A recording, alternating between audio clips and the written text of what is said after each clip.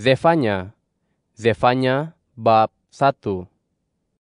Inilah firman Tuhan yang turun kepada Zefanya, anak Kushi, anak Gedalia, anak Amaria, anak Hizkia, pada zaman pemerintahan Yosia, anak Amon, Raja Yehuda. Aku akan melenyapkan sama sekali segala sesuatu daripada muka bumi. Demikianlah firman Tuhan. Aku akan melenyapkan manusia dan binatang, burung di udara dan ikan di laut. Aku akan menumbangkan orang fasik dan melenyapkan manusia daripada muka bumi. Demikianlah firman Tuhan. Aku akan menjangkaukan tanganku melawan Yehuda dan seluruh penduduk Yerusalem. Akan kulenyapkan di tempat ini saki-baki Baal dan nama para imam berhala serta para imam, juga kalangan yang sujud menyembah kepada cakrawala langit di atas atap-atap rumah, dan kalangan yang sujud menyembah serta bersumpah demi Tuhan, tetapi bersumpah juga demi Milkom, dan kalangan yang berpaling meninggalkan Tuhan, yang tidak mencari hadirat Tuhan dan tidak mendapatkan petunjuknya. Berdiam dirilah di hadirat Tuhan Allah, kerana hari Tuhan sudah dekat. Sungguh, Tuhan telah menyiapkan upacara korban dan telah menyucikan para undangannya. Pada hari upacara korban Tuhan itu, aku akan menghukum para pembesar, anak-anak raja, dan semua orang yang memakai pakaian asing. Pada hari itu, aku akan menghukum semua orang yang melompati ambang pintu dan yang memenuhi rumah tuan mereka dengan keganasan serta tipu daya. Pada hari itu juga, Demikianlah firman Tuhan, akan terdengar teriakan dari pintu gerbang ikan, raungan daripada kejiranan kota kedua itu, dan bunyi keruntuhan sebegitu kuat dari bukit-bukit. Meraung-raunglah, wahai penduduk Maktes, kerana seluruh warga kaum pedagang sudah dikeluhkan dan telah lenyap semua pedagang perak. Pada waktu itu, aku akan menyuluh dan menggeledah Yerusalem dan menghukum orang yang bertunjang dalam kemungkaran mereka, yang berkata dalam hati mereka, Tuhan tidak akan berbuat baik dan tidak akan berbuat jahat. Kekayaan mereka akan dijarah dan rumah-rumah mereka akan punah ranah. Mereka akan membangunkan rumah, tetapi tidak akan menghuninya. Mereka akan menanam kebun anggur, tetapi tidak akan minum air anggurnya. Hari Tuhan yang besar itu sudah dekat, amat dekat, dan sedang datang dengan sebegitu cepat. Dengar, hari Tuhan itu pahit, kesatria pun akan memekik-mekik di dalamnya. Hari itu hari kemurkaan, hari penderitaan, dan pembinasaan, hari kehancuran dan kebinasaan, hari kegelapan dan kekelaman, hari berawan dan kelam pekat, hari peniupan sangkakala dan laungan perang menentang kota-kota yang berkubu, serta menara penjuru yang tinggi-tinggi. Aku akan mendatangkan penderitaan atas manusia, hinggakan mereka berjalan seperti orang buta, kerana mereka telah berdosa terhadap Tuhan. Darah mereka akan tertumpah seperti debu, dan daging mereka seperti najis. Perak ataupun emas mereka tidak mampu menyelamatkan mereka pada hari kemurkaan Tuhan. Seluruh bumi habis dimamah oleh api cemburunya, kerana suatu kesudahan yang sungguh dahsyat akan diadakannya terhadap seluruh penduduk bumi. Zefanya bab 2.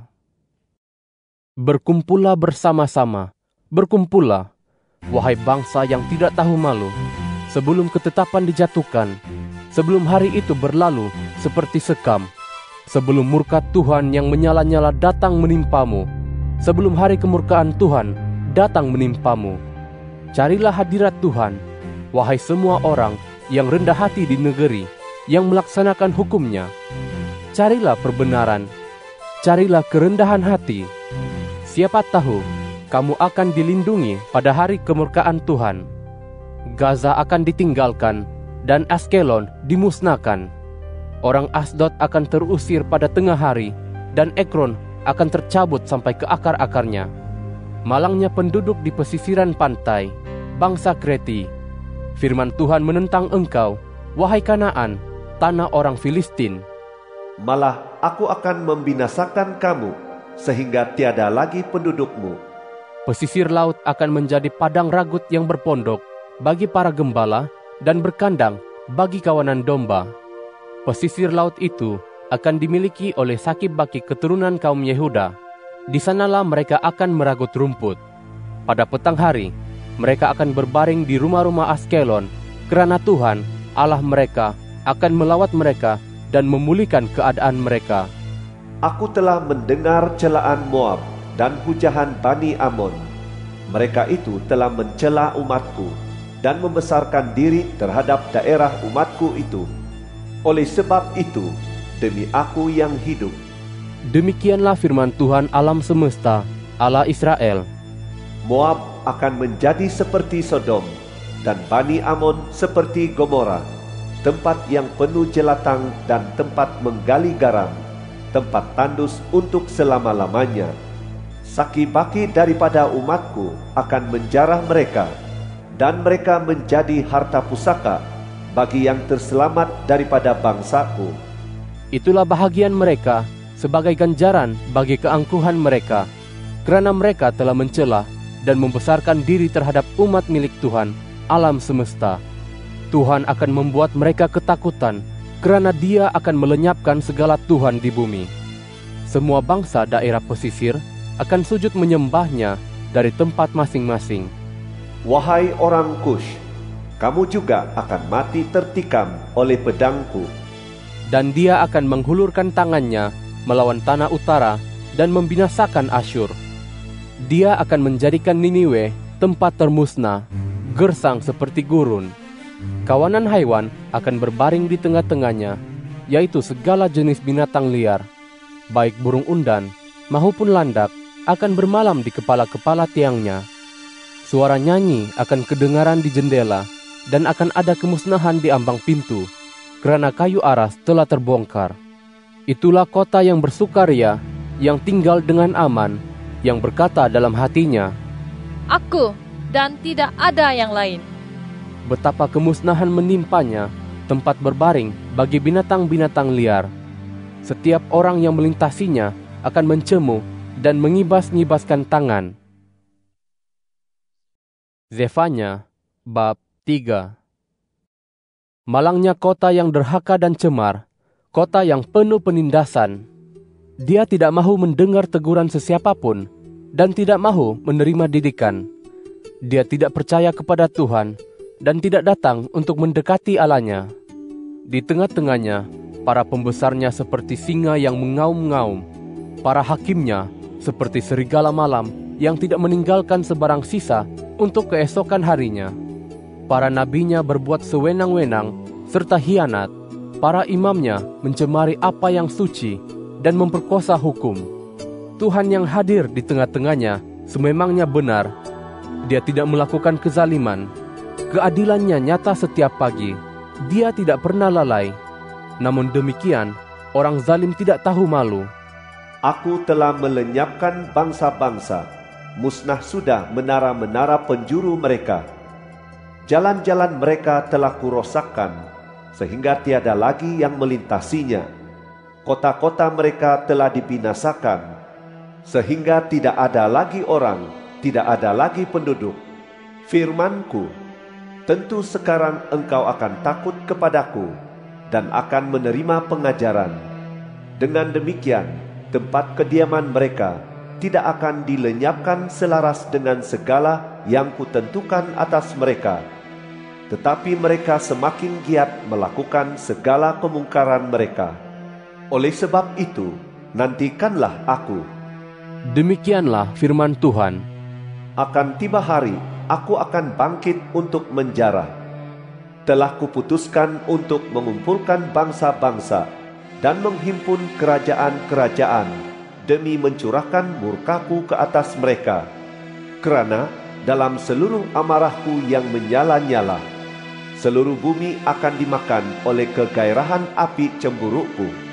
Sungguh, pada waktu itu aku akan mengubah bibir bangsa-bangsa menjadi bersih, supaya mereka semua dapat menyeru nama Tuhan dan beribadat kepadanya dengan satu tekad. Dari seberang sungai-sungai Kush, kalangan yang berdoa kepadaku, yaitu para umatku yang tercerai-berai, akan membawa persembahan kepadaku. Pada hari itu, engkau tidak akan diaibkan lagi oleh segala perbuatanmu yang derhaka terhadap aku. Pada waktu itu, aku akan menyingkirkan daripada tengah-tengahmu kalangan yang amat gembira dengan sifat riak mereka. Engkau tidak akan menyombong lagi di atas gunungku yang suci.